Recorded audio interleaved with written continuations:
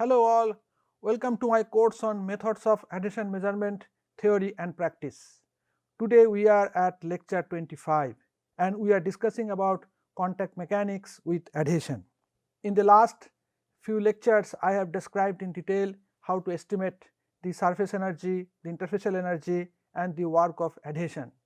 And in this context I also described in detail that how Johnson, Kendall and Roberts they combined the idea of adhesion with the contact mechanics and derived this expression for calculating the work of adhesion.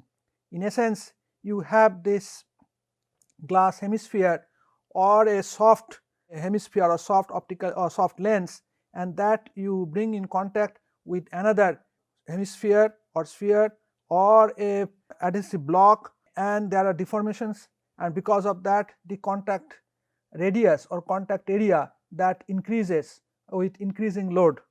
And I described that this is a case of adhesion, there is adhesive interaction between these two contacting materials, this indenter and in this block, and as a result the contact area at zero load is found to be larger than a point load. I mean, there is a finite contact area.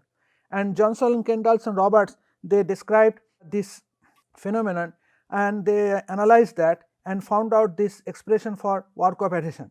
In the last lecture I described also that from the load versus contact radius data, so from the load as a function of contact radius data we can write this equation in a different form and obtain both this K, that is the elastic modulus, and also the work of adhesion.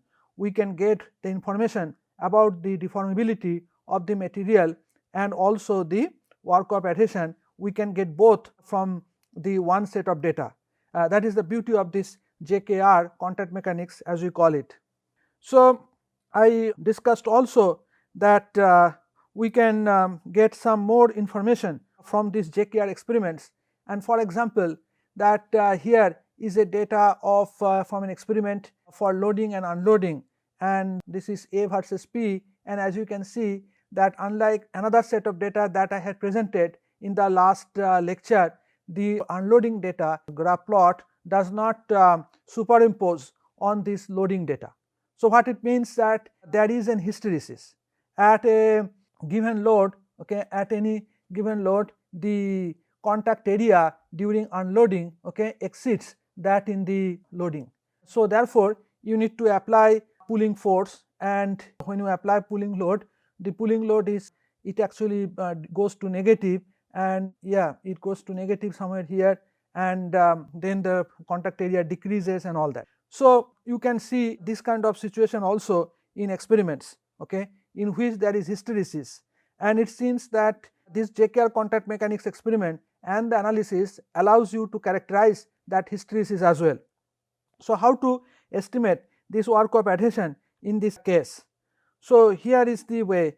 So you have the data, and in the way that I described in the last lecture, that we can write this JKR equation in this particular form, in which this R is the refractive radius or the relative radius of curvature of these two contacting surfaces.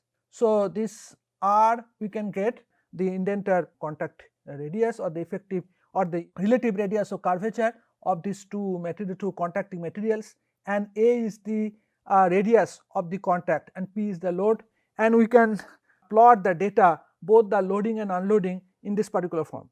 So what we see here is that there is a gap, let us say at zero load there is a finite contact radius and you need to decrease the load. So at about this particular value the contact almost goes, and for the loading part we can get to the slope of this equation data, okay, average slope of the data, and that slope, from the slope we can obtain the elastic modulus, Young's modulus, and then we can also get the work of adhesion.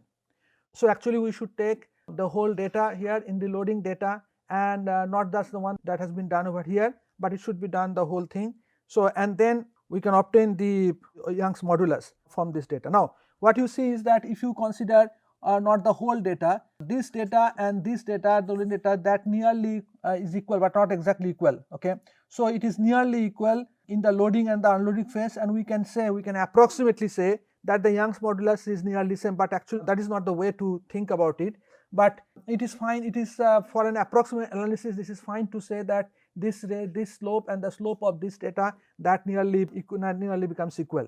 So any case, we can find out the Young's modulus, and for the loading phase the slope comes out to be 1.55 10 to the minus 5 from here, and the intercept this. And in the unloading case, if I consider only this portion of the data, not this portion of the data, okay, we can get another slope and then intercept, a different intercept. And from those calculation of the slope and intercept, okay, we can get this work of adhesion and the Young's modulus. So you see that for this case, for the loading case, okay, the slope is given by by this quantity 9 by 16e. So this slope is equal to 9 by 16 e over here. We are considering that it is an incompressible. So it is an incompressible material that we are dealing with, right? So incompressible. So sigma is equal to 0.5 here, right, for this case. And this, considering 9 by 16 e is equal to this slope, okay, we can get this Young's modulus as 36.3 kilopascal. And from the intercept, and the intercept is given by this equation, that is 3 by 4 and 6 WA pi by e square root, that is 3 by 4. So it is 3 by 4 and it is WA, and how much it is, 6 WA pi by e. So it is 6 WA pi by e whole to the power half. So if you equate that, you will get the work of adhesion in this loading case, and that comes out to be, let's say, 87 millijoule per meter square. And you consider that the slope, whatever you have calculated, that is all right, that's not wrong, that's fine. So then in that case, the slope comes out to be here 1.97, and again using the similar equations you get here 28.6. So you see that 28.6 kilopascal and 36. So there is some difference that we get. So the slopes are not actually exactly equal anyway. Now this work of adhesion comes out to be 340.7 millijoule per meter square. So you can see that there is a huge hysteresis, okay, that happens. Now during the unloading dead phase, the work of adhesion comes out to be much larger. Now why is this hysteresis? So large hysteresis can be because of various factors. So one of the factor can be, this is called interfacial viscoelastic effect at the contact of the two adherents, or there can be the viscoelastic effect at the bulk of the adhesive layer. Bottom line is that contact radius, zero load, it is about 0.45 millimeter. So that means at this particular point, when the zero load, there is a finite contact radius, and that contact radius is about 0.45 millimeter, and when it contacts over here, finally there is a separation that happens, okay. So that load comes out to be about 0.19 millimeter. So at about 0.19 millimeter, the separation that happens, and we can get the, now we need to get the idea of the pull of load anyway. So the pull of load, one way to estimate the pull of load can be to extend this particular line over here and find out what is the pull of load that it can happen at A is equal to 0 over here. So as you may recognize that the A never goes to 0, okay. A decrease, the separation happens from a finite radius, okay, finite radius of the contact. So it is not that A completely goes to 0 at which this separation happens, but we can say, we can get an estimate, an idea that what can be the kind of pull of load, okay, if we extend this A goes to 0, and that is this 0.19 millimeter or like that. So now bottom line is that there are hysteresis, and these hysteresis effects can happen because of the interfacial viscoelastic effect or the viscoelastic effect at the bulk and like that. So if it happens like at the bulk of the material, then there are ways to account for that. So I am not going to that in, at least in today's lecture, and I will see in the in future lecture if I can go into that aspect. But I just want to say that in the irreversible effects, so hysteresis is a signature of irreversible effects in the material, and these irreversible viscous effects have been taken care of by considering this kind of equation. Here this WA, this is the thermodynamic work of adhesion, that is in the loading phase that we get thermodynamic work of adhesion. So this is at the loading phase, okay, that we get. So that can be thought of, that is actually WA. Now that is the minimum amount of energy of separation that will be there because of the surface energy, okay, of these two materials. However, what happens is that because of this irreversible effects at the bulk of the material, okay, and because of the viscoelasticity at the bulk of the material, let us say there are, or maybe even interfacial processes, okay, there are amplification that happens. So this particular term in the parenthesis, that's actually an amplification term, and that amplification, okay, has been taken care of. Amplification, now what are the factors that amplification depends upon? So it seems that this amplification depends upon the velocity of separation, and then the temperature, okay, and the surface, the rheology of these materials as well. So all these matters have been taken care of by considering what is known as this William Lendl Ferry WLF shift factor, okay, and this velocity component. So there is a functional form that comes out, and that takes into account this viscous losses or these irreversibilities in the process, and that way it is accounted for. So naturally the rheology of the material, that becomes important. The temperature at which the experiment is being done, that is important, because viscoelastic dissipation depends upon those factors, and also the speed of separation. So all these things are taken care of by considering this parameter, which is phi, and this is called this WLF shift factor. This AT is called the WLF shift factor, and this function takes care of this dissipation, this amplification aspect. So I will not get into this amplification aspect right now, but we will like to consider that what are the other reasons that can be there, let us say the interfacial processes that can be there, which can lead to this kind of hysteresis. So this hysteresis may occur in elastic materials, because this is not a completely viscoelastic, it is not in viscoelastic, let us say it elastic, okay, because of specific surface conditions. For example, surface of the contactors has got polar groups, and so they can form hydrogen bond, okay. So what may happen is that the interaction that is happening are not between two viscoelastic materials, but between happening to elastic materials itself.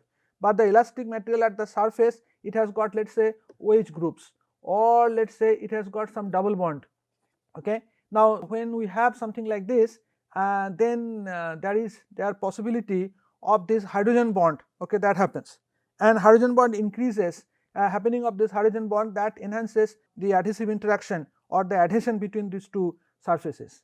Not only that, this interaction, or like hydrogen bonding, okay, this extent of this interaction, or which is kind of like we can say kind of surface reaction, okay, that increases with the normal stress. So what it means is that suppose you have this hemisphere and you are bringing it in contact with this surface, okay, let us say it is an adhesive surface, and you are pressing it. So as you increase the load, the contact area increases, and the load at the central region, that also increases, and as the load increases, the extent to which this hydrogen bonding that can happen, that also increases, okay.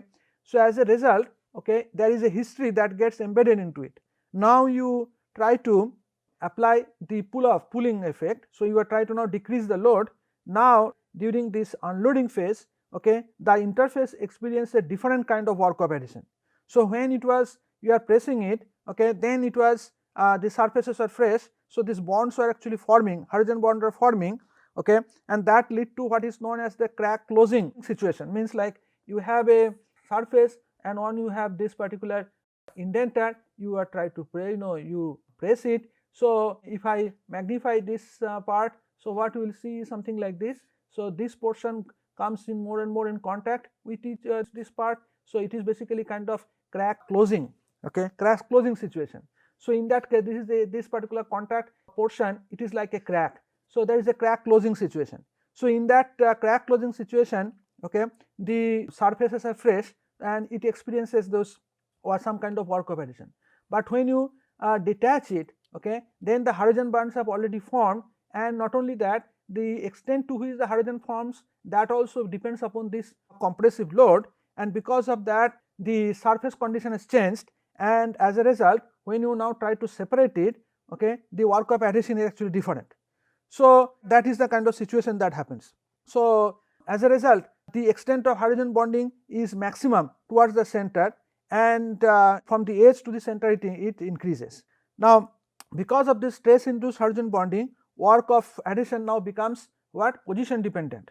So as the crack opens now, so that means the contact line, contact area, width of the contact area, that goes on decreasing, okay, the work of adhesion actually changes, okay, actual work of adhesion, okay, at that particular specific location, that increases. So it increases continuously as the area of contact shrinks, okay. So this is a very different kind of situation that we have thought about. Here we are dealing with a surface or interface which is temporally or with dynamically, okay, changing its character. So now how to take care of the data in that, or how to take care of, how to analyze such data, okay, when you have from experiments. So in this particular case what is can be done is a practical way of practical solutions is this: if the data of contact radius versus load are fitted to the classical JKR equation, okay, the estimated values of elastic moduli or work of adhesion will be unrealistic. So we just cannot do the way that we did it all this day, or the previously, or all the things that I described earlier. So we have to do it in a slightly different way. Better way to analyze the data is to use the elastic constant obtained from the loading experiments. So you see, when you make this plot, okay, you have this slope also, that also gets determined by this equation, by this plot, and also the intercept is also determined by this plot, okay. So if you do that, then both this intercept and the slope, okay, they are to be determined from this plot itself. But that is not the right idea, because the work of adhesion does not remain constant. So therefore the intercept will be different, right. So therefore we do not this conventional way analyze the JKR will not data will not work.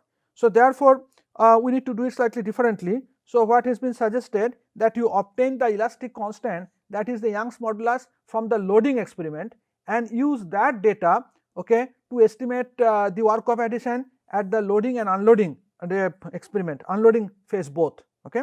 So I repeat, so you analyze the data and you obtain the elastic constant from the loading data, okay, and then this Young's modulus or the K value, capital K, that value that you obtain, okay, that you use for the unloading data to analyze that and to obtain the work of adhesion, okay, W from that data. So I would like to demonstrate that what I am saying here is something like this. Let us say this is some data, typical data from experiment, in which, okay, this is the loading phase and this is unloading phase. So yeah, it looks like that, and so now this needs to be analyzed, and the radius of the effect of this relative radius of curvature of these two spheres, or the sphere in contact with a flat surface, it comes out to be, let us say, 4.6 millimeter. And you have to be careful about these units, because the load is in also very small quantity and the A is in actually in millimeter, but in order to be consistent with the MK system or SI system, I have written in terms of meter here. Now you obtain this data relations, data, scale the data in this manner: P by A to the power 3 by 2 here, A to the power 3 by 2 by R, the way that we conventionally I have described for JKR. You will get the plot something like this. So clearly, okay, the slope in the loading and the unloading, okay, does not match, right. So here what to do? So what you do is that you draw this fit line over here and obtain the slope and the intercept. So that is what we have done here. So we have obtained this line, and then from that we can get this Young modulus. From the slope we can calculate the loading phase. This is the fit equation that we get from this data, and using that we get this Young's modulus over here. So using this Young's modulus we can get the work of adhesion, but this is in the loading phase. So this is the crack closing, actually loading data, right. And then now what to do with the unloading phase? So for that you do it differently. You do not use the data like the way that we have plotted in this plot, but you go back to this data here, then you directly use this particular equation. So let us say that we calculate now using this value of k. So, k is 4 E star by 3. So, k, remember, that is equal to 4 into E star by 3, and if it is an incompressible material, okay, it will be 4 into 4 by 3 into E. So, it will be 16 by 9. Okay. So, 16 by 9 E, it will be like that. So, and then A we know, P we know, and yeah, so we know all this, and the R also we know, R is 4.6 millimeter over here. Using those values, we can calculate this W, Kirchhoff adhesion, okay, by using this equation directly. So, then what happens? So, we get this data. Now, this is the unloading phase. Okay, we are not dealing with the loading data because we do not need that. Only data we have already used to obtain the K. So, the K value is 16 E by 9 here, which is 2.83 kilopascal into 16 by 9. Finally, we get here work of adhesion, and so then you see we can actually plot this work of adhesion as a function of this A here. So, you see the work of adhesion when the A means large. So, that means this is the unloading phase. Okay, the contact radius is large. Okay, your work of adhesion is small, but as the contact adhesion A now decreases, okay, A is decreases, the work of adhesion actually increases, and finally you get the data something like that, and at is some in the experiment somewhere here, okay, the separation kind of occurs. So, we can see that here. So, now what we do is that we can feed this data over here. This data is not the whole through the regime, it is not linear, but towards the end it is almost linear, okay, almost linear it seems. So, therefore, we can actually feed one equation and then we can extend it, and you can get that what will be that, let us say at 0 value, A is equal to 0, what is the kind of maximum work of adhesion that happens here, right. We can actually get it, and from that we get that work of adhesion is close to about 7 joule per meter square. So, whereas in the unloading loading phase, the work of adhesion comes out to about 50 millijoule per meter square, okay, and you see here in the unloading phase the work of adhesion increases to close to about 7 joule per meter square, and it actually varies as the crack closes, crack opens, and crack closes, right, and you get here the work of adhesion that varies with respect to the position in the contact, and finally we get something like this, that we can use this particular relation to obtain the what will be then approximate the pulling load at which the separation will occur. So, like that, these systems in which a hysteresis, okay, that is there, that can be handled. There are more details in the sense that when you do the experiment, okay, you will see from this data itself that as we decrease the load, okay, as we go on lifting this indenter from the surface, the contact area tends to goes on decreasing, but over here the load once again increases.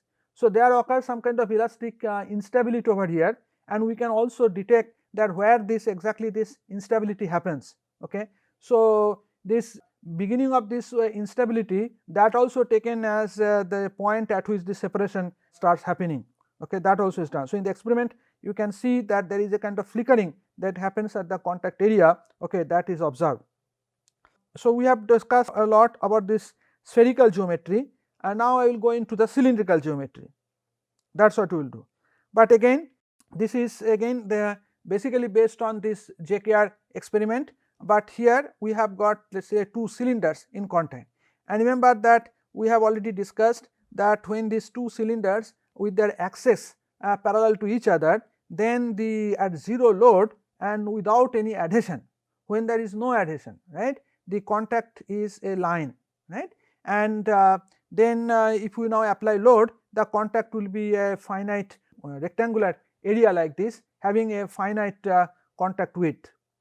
So, let us say here that these 2 cylinders with the axes parallel to each other in contact. Okay, in this case we have this rectangular contact area, and radius of this curvature of these 2 cylinders R1 and R2, elastic modulus are E1 and E2, Poisson ratio are sigma 1 and sigma 2. So, the relative radius of curvature is 1 by R is equal to 1 by R1 plus 1 by R2, and here we can also get this effective elastic modulus. So that is very similar to that we have estimated already for the spherical geometry over here. That is 1 minus sigma 1 square by E1 plus 1 minus sigma 2 square by E2. Now, we have already defined from the geometry of this experiment itself that when you apply the load, okay, and when you apply the load and the contact happens, then what is the kind of surface, the profile, the gap, what is the kind of gap that happens, or how much the vertical deformation, okay, that happens of these different points. And here these two cylinders have come closer by a distance delta here. So it is, let us say, delta 2 here and delta 1 here, and they have been pushed to each other. So their net displacement is delta, okay, and how that varies with respect to the distance from the surface. So how the deformation has happened, okay, at different points as a function of x. So as long as the points remain in the contact area, this deformation is given like this. So this is the V1 at z is equal to 0. So that is the deformation that has happened at the surface of this cylinder, okay, surface of the cylinder, and this is the V2 that has happened surface of the cylinder, okay. So the total deformation is actually V1 at z is equal to 0 plus V2 at z is equal to 0, and delta. So delta is actually how the center of the two cylinders have moved to each other, okay, remember that, and x is the distance of a point from the center, and 2r, so r is actually have defined. So that is the way. So this is what we obtain from the Hertz from the geometry, okay, of the analysis. And now I will I will take up, so I will stop here today, but I will describe in the next lecture that how to estimate the what kind of pressure distribution will lead to this kind of deformation profile, okay. It is that the way that we handle it is somewhat different than the way that we did it, we could do it, okay, for the spherical geometry. Cylindrical geometry has little more is a complicated, so we will see the where is the complication and how to deal with that. So for today I will stop here. Thank you for your kind attention.